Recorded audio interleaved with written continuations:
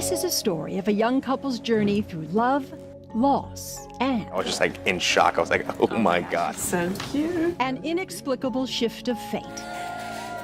One born on Mardi Gras Day, when Michelle and Brandon Coyle's firstborn arrived 3 weeks early. I laid on the sofa and then all of a sudden my water broke. This is Carson Joseph, whose arrival beat the odds and whose survival has doctors scratching their heads. Could this be the face of a miracle? I'll be the first to admit I'm not, someone to claim to be a holy roller. Swaddled in wonder, it's a tapestry woven in part by a nurse who offered a bedside baptism, a judge who visited in the middle of the night, and now a priest who reports directly to Rome. I have always believed in miracles, but never had been a part of one. It's a mystery we unravel thread by thread. It would be beyond anything I've ever experienced, really. Every high and low, braided into the most emotional twists. From day one, Michelle and Brandon always wanted a family. Married in 2015, Michelle got pregnant a year later, to her husband's shock and delight. It was a box with a onesie that said, could be pink, could be blue. All I know is that we're due. And I was like, oh my gosh, what? The newlyweds were elated until the first doctor's visit. And that's when we realized the pregnancy wasn't viable. Michelle had miscarried. Just 3 months later, they conceived again, celebrated, and grieved again. It was very devastating. Perhaps that's why, after the couple conceived a third time, a pregnant Michelle literally jumped for joy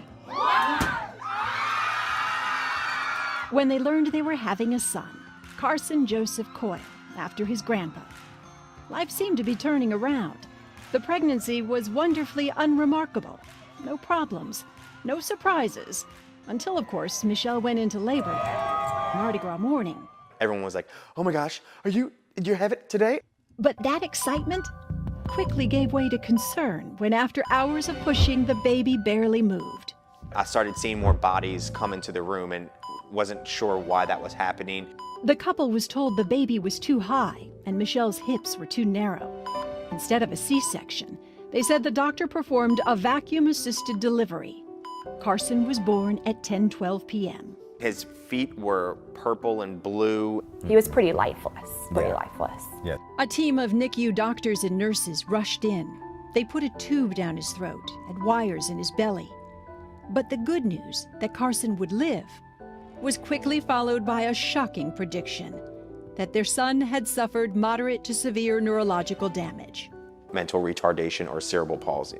And as Brandon and Michelle listened in disbelief, the doctor added something else. He did have a little bleeding around his brain. However, that would subside. But with every passing hour, the opposite happened. Born at 6 pounds just the night before, Carson now weighed 8. His eyes and ears had swollen shut, while the rest of his body shut down. My immediate reaction was to ask if my baby was dying, is what I said.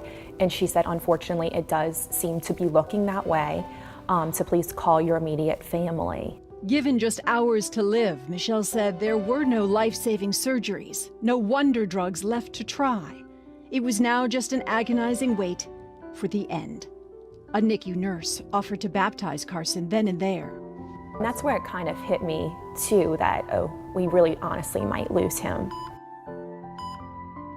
A relative started a prayer line, and a stranger showed up in the middle of the night. It was Judge Dennis Waldron. He brought with him a crucifix, but not his own, one he usually borrows only in the most dire of circumstances. I remember the lights were off in the room. And I do remember he walked in in with the cross. Placing the cross on baby Carson, the couple said his prayer was short and comforting, but there was nothing to suggest anything extraordinary had happened. Until the next day. They said, look, it's looking a little better. Yeah. And the blood's getting a little better, this, that, and the others. We just couldn't believe. Right. Slowly but surely, he was getting better. Carson's color returned. He started breathing on his own, even eating. He wasn't just surviving, he was thriving. And the neurological damage the doctor predicted at birth? An MRI proved that had changed too. They showed basically 100% normal neurological functioning. Yeah. 14 days after Carson was given hours to live, he went home. And that's where he's been ever since. Follow-up tests last month confirmed no evidence of damage and all signs of a happy, healthy baby boy. But how was that possible? How could he go from the brink of death to a full recovery with no trace of trauma? His parents believe it was the power of prayer, but specific prayers at that. I love you. Remember that judge who came to visit in the middle of the night? Well, it turns out he was a volunteer with the Silos Center, named after a New Orleans priest now on the path to sainthood. And that cross he placed on baby Carson?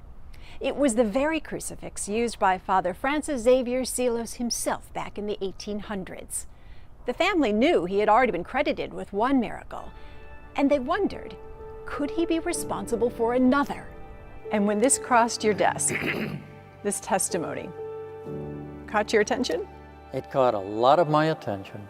Father Gil Angeli had just arrived in New Orleans when his superior had given him a new task and instructed him to report directly to the Vatican. Officially dedicate full time to whatever you can to promote the cause of sainthood for Father Silos.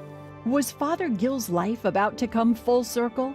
After all, the last time he lived here, back in the 60s, he witnessed Father Silos's first miracle, Angela Boudreau. I knew her. The New Orleans mother had been given 3 weeks to live, but after praying to Father Silos for help, her cancer vanished. That case, 53 years ago, put Father Silos on the path to sainthood. To be canonized would require one more miracle. So we have to say we have an unexplainable cure. Baby Carson seemed to almost fall into his lap, or at least his arms. So, Father, feast your eyes on that little boy over there. Oh, for goodness sake. Can I run? On this day, he'd see Carson for himself Oh, you're a ham. You look right at the camera, huh? and hear his parents' story firsthand. In my eyes, it's a total miracle, for sure. Father Gil listened intently, but never used the M word. He has far too many medical records to pore over first, and Rome has the final say. But If I check my own insides, I'm very excited. You remember this? Do you remember clutching Father Silos's crucifix, the same one the judge prayed with, Carson Coyle was blessed again. His parents say Rome may need convincing, but they don't. He's their miracle baby. And considering centuries often separate the miracles of saints, if Father Gil has lived to witness both 53 years apart, well, that would be the answer to his prayers. If Rome believes that Carson is a miracle, then Oh, we're going to have a big fireworks display, I think. May Almighty God bless you, Carson. Take care of you. Keep bringing you good health. In the name of the Father, the Son, and the Holy Spirit. Amen. Karen Swenson, And he's going to be your buddy all your life. Absolutely. Eyewitness News.